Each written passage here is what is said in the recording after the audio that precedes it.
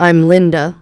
I'm in my late 30s and I live with my husband. I met Robert, a man 2 years younger than me, during a significant transaction between our companies. He worked for the other company and he assisted me on the project, which was very helpful to me. His assistance was a great relief in the challenging work environment, and we started to go out for meals together as a gesture of mutual gratitude. Being cautious about boundaries, I was concerned about the propriety of these meals, especially if he had a partner. So, I discreetly asked him about his relationship status so as not to interfere with our work. This led to a delightful misunderstanding.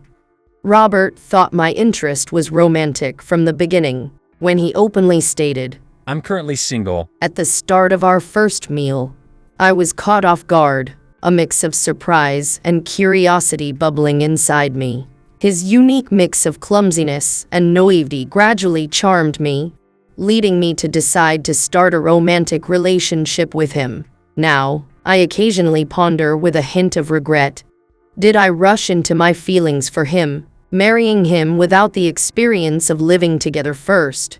We began our life journey perhaps too hastily. At 32, I've reached an age where I can't quite consider myself young anymore. I find myself 2 years senior to my husband, Robert. Back when we decided to tie the knot, Robert's parents, James and Barbara, didn't shy away from voicing their concerns about our age difference. There was a part of me that couldn't help but think, is a 2-year age gap really such a big deal? Yet, James and Barbara held on to the old-fashioned belief that it's unusual for a man to marry an older woman. At our engagement party, with me right there in the room, Barbara turned to Robert and said, "Marrying an older woman isn't always a bed of roses, Robert. You might want to reconsider this decision." Her words implied that marrying someone older was something to be avoided. Then, with a furrowed brow, James chimed in, Exactly. Think about the future, especially if you're planning to have kids.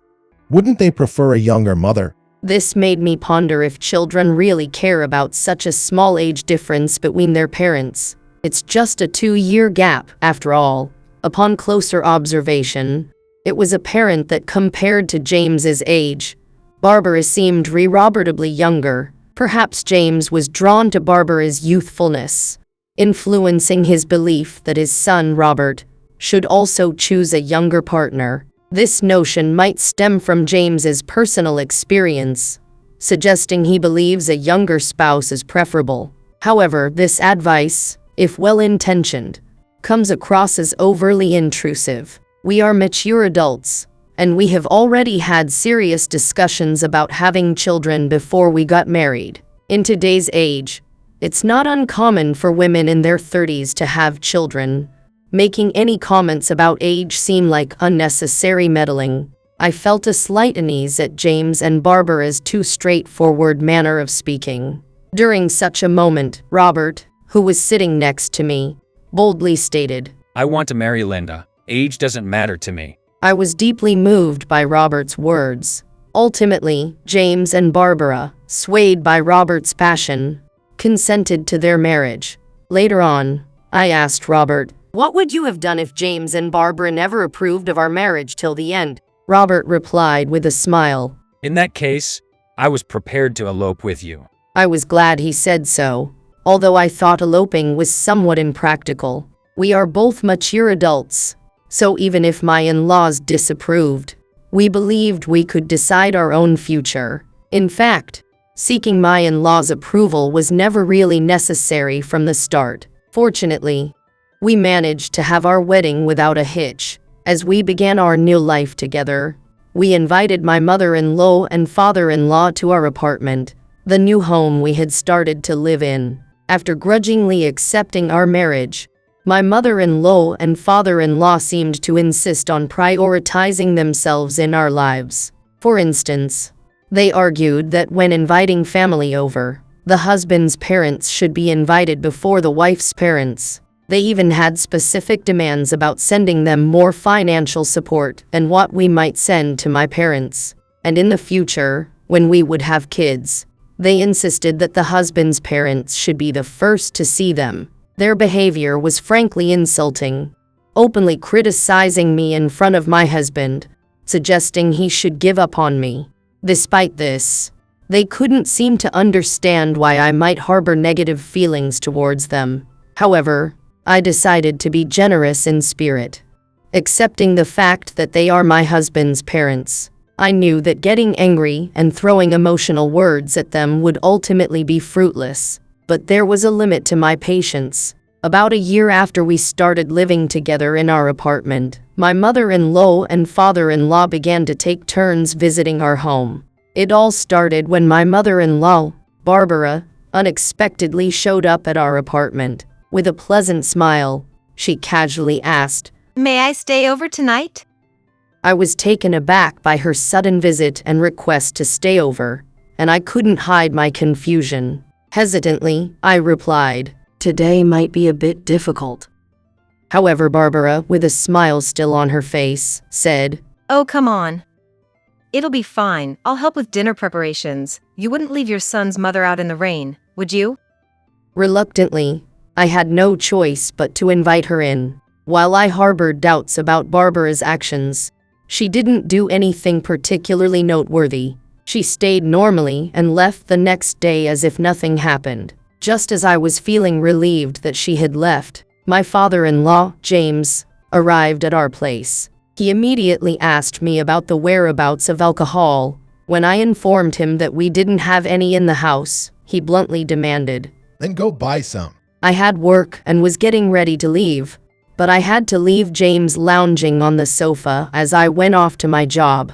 I had already informed Robert that James was at our house. By midday, Robert had returned home and, it seems, managed to send his father away. It was then discovered that James had been rummaging through Robert's room, which left Robert trembling with rage. After my father-in-law's incident, he jokingly said to me, If you had quickly bought the liquor, I would have listened to you and gone home. I chose to ignore these words, not wanting to engage in his games. Robert, my husband, also agreed that it was best to disregard his parents' behavior in this situation. So, I decided to follow suit and ignore them as well. I even went as far as blocking both my mother-in-law and father-in-law's phone numbers and email. It seemed that my in-laws took my silence as a sign of poor upbringing. They even went to my parents' house to complain, saying, What's wrong with your daughter? I never knew my in-laws could be so unreasonable. Despite this, they continued to visit our apartment alternately. Eventually, Robert grew tired of being angry about the same thing and stopped confronting his parents. However, I often found myself having to deal with their whims. They would make various demands, like wanting specific foods or activities. If I couldn't fulfill their requests, they would call me useless and an incompetent daughter-in-law. This entire situation was emotionally taxing, highlighting the complexities and challenges of dealing with in-laws. To me, James and Barbara are quite a handful. Whenever I tried discussing this with Richard, he seemed annoyed, avoiding my concerns. It seemed like Richard's increasingly cold attitude towards me emboldened James and Barbara, who began to act more outrageously. Incredibly, they started sneaking into our apartment using a spare key while we were out. Returning home one day, I headed for the kitchen only to find James and Barbara in the living room. Their sudden presence was so shocking that I nearly collapsed. Despite my being busy with work, they started demanding that I do household chores and play the gracious host. I'm not a maid, and as a newlywed with Richard, it was extremely stressful having our daily life constantly disrupted by them. Unable to tolerate this any longer, I finally exploded. Please leave. This is mine and Richard's apartment. You have your own home, James and Barbara. Coming here every day and being so demanding, I can't take it anymore, I yelled. They looked at me, astonished, but my words fell on deaf ears. What is she saying? We are his parents, they said. It's strange, isn't it? This is why you shouldn't marry a woman older than you. They continued, talking among themselves. Then they stood up, grabbed my arm, led me to the entrance, and and locked me out of the apartment. Stunned, I slumped down in front of the door. I couldn't fathom why I was being ousted from the apartment we had rented to begin our married life together. The reason was utterly beyond my grasp. Our anticipated days of happiness were suddenly cast into shadow by this abrupt turn of events. Repeatedly, I reached out to Richard, but all he responded with was, "I'm at a drinking party." hardly paying any heed to my concerns. Struggling to keep my tears at bay, I made my way to a nearby hotel. Though it pained me, I knew wallowing in worry wouldn't amend the situation. That led me to make a decisive call to someone specific. Roughly 10 minutes after making that call, Richard rang me up in a fluster. "Sorry, lender. What's going on? Dad scolded me to get in touch with you straight away." It appeared my father instructed Richard to contact me without delving into specifics. Upon returning home, I narrated to Richard how his parents were in our place, insisting I leave. Richard was visibly shaken by this revelation. "Unbelievable. Why would Mom and Dad do something like this? I knew they were somewhat assertive, but to resort to this." He was utterly bewildered, and understandably so. His confusion, akin to being lost in a maze, was something anyone familiar with the true situation would immediately comprehend. The apartment in question, embroiled in this domestic drama, was not in the name of Robert's son, James, but rather mine. Yet, in an audacious move, James' parents had brazenly settled themselves in as if they owned a place, even going so far as to oust me, the legal owner. Such a turn of events was undoubtedly unforeseen by Robert. "I'm so sorry. I can't believe my parents have caused such a mess." He apologized profusely. "Let's have a talk, just once. You must be there, too. The days of you pretending to be uninvolved and escaping the situation are over. Let's meet at the cafe tomorrow. I'll be staying at a hotel tonight," I firmly stated. Robert was eager to see me immediately, but my mind was in turmoil, and I insisted that it wasn't the right time. Alone in my hotel room, I spent the night deep in thought, eventually devising a plan. The next day, both of us having the day off, we followed through with our plan to meet at the cafe. Over breakfast, we began our discussion. "Depending on the reaction of your mother and father, I'm prepared to take stern measures," I declared. This statement took Robert by surprise, but after a brief moment of shock, he nodded in agreement. "I guess it can't be helped. My father and mother have indeed gone too far. I've thought about stopping them before, but I've never been able to. I'm sorry," he confessed. "If you're sorry, then show it through your actions from now on," I pressed. "Certainly." He agreed. In the past, Robert often let my concerns go in one ear and out the other. But that day was different. He listened to me attentively, nodding and engaging with my thoughts, incorporating Robert's opinions as well. We finalized our preparations to confront his parents and then headed to the apartment. When James and Barbara saw me, their voices were filled with anger as they blurted out, How dare you, such a cold-hearted woman, return to our home? After you had the audacity to tell us to leave our own house. James continued with a tone of disdain. Robert, you may work at a respectable company, but your choice in a wife still leaves much to be desired. Robert looked at me with a pained expression, following Barbara's harsh words. Initially, when we first faced this issue, he had asked me to remain silent and observe. Taking a deep breath, I began to speak calmly. "I am married to Robert, and this apartment is our joint home. James and Barbara, you don't belong here, do you? Are you truly not planning to leave?" As I asked calmly, Barbara glared at me sharply. This is the place where our son lives. It's unthinkable for us to leave. In fact, we dislike you. From now on, it will just be me, James, and Robert as a family, so you should leave. James also nodded, agreeing with Barbara's words. It was the moment I clearly understood their intentions. Quietly nodding, I responded, "I understand." And then I pulled out the divorce papers. "I've decided to divorce and take my belongings with me, leaving this place. After that, you can live here if you want," I said, my voice filled with firm resolve. Putting an end to our marriage wasn't easy for me, as our home had never been a haven of peace, but I couldn't find a reason to stay any longer. My in-laws, James and Barbara, were adamant about not wanting to leave even for a short while. Their voices carried a strong desire to push me out of the house. However, when Robert calmly said, "We want to tidy up the house, so please leave for a while," they reluctantly agreed.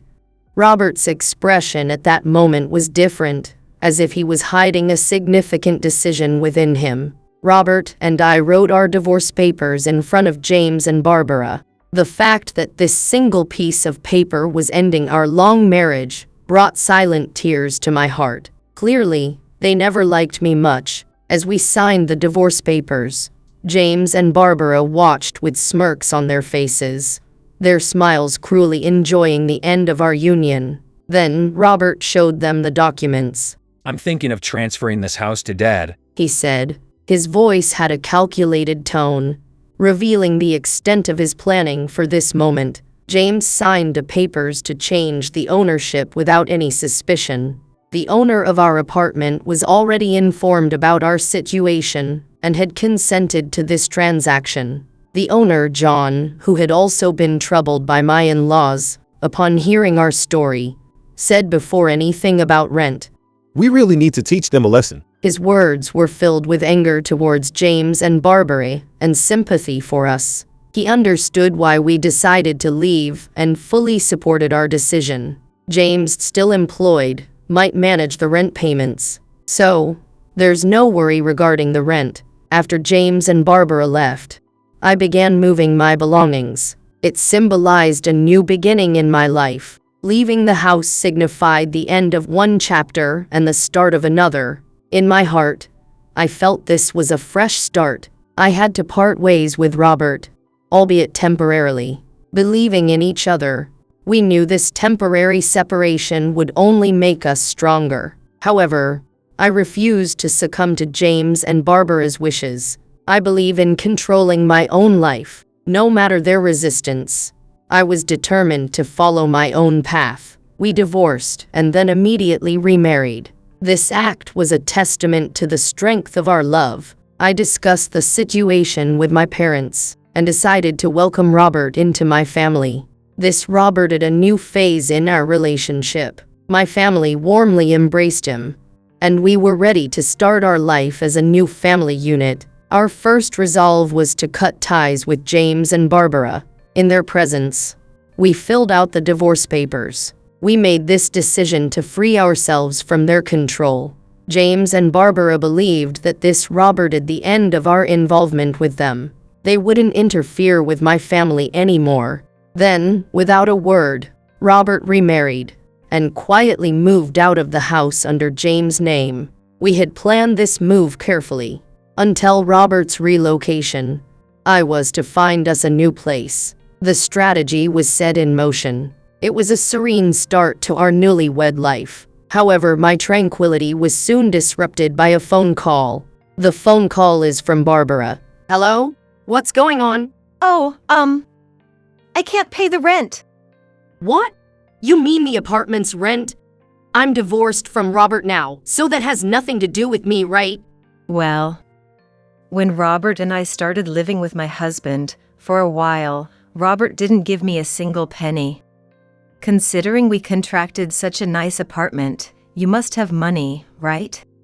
When I asked about it, he started saying that you, Linda, were the top earner in our house.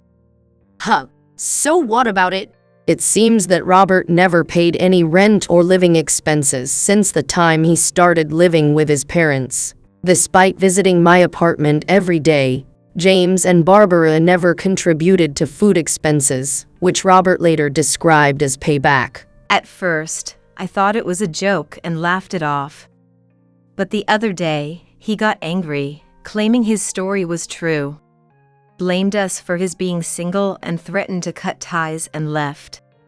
I almost burst into laughter. Robert claims to be single, yet he is remarried to me and is right by my side. However, since we've decided to pretend to be divorced in front of James and Barbara, I restrained my urge to laugh. When I asked him what that had to do with me, emphasizing that it was none of my concern, he replied with a downtrodden voice. She admitted that she and her husband had relied on the assumption that living with their son meant he would take care of all the expenses. Consequently, they had spent all their savings, and now they couldn't afford the rent. Despite her situation, I firmly reiterated that it had nothing to do with me. She seemed a bit desperate as she revealed her true intentions, pleading for me to come back. She believed that if I were back in the apartment, her son, my husband, would return as well.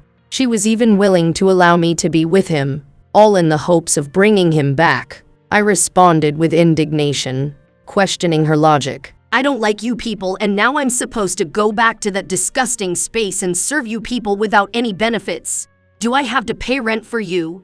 You want me to do your chores for you? You tell me that you hate me, day in and day out.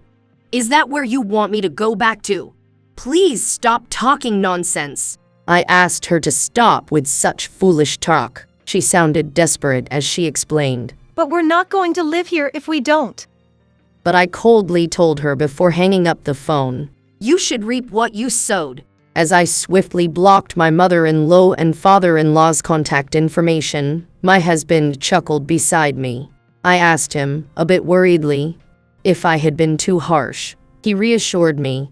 No, you didn't overstate the case. I feel better now that you said that much. I don't think you have completely forgiven me yet either. I half-jokingly, half-seriously asked him if he was now fully committed to protecting me, to which he firmly responded in the affirmative. I decided to trust his words, and we shared a laugh. Later, we learned through relatives that his parents had been passed around among family members until they ended up in a strict factory with live-in accommodations. Apparently, they had stolen money from a relative and angered them, cutting off any easy path forward.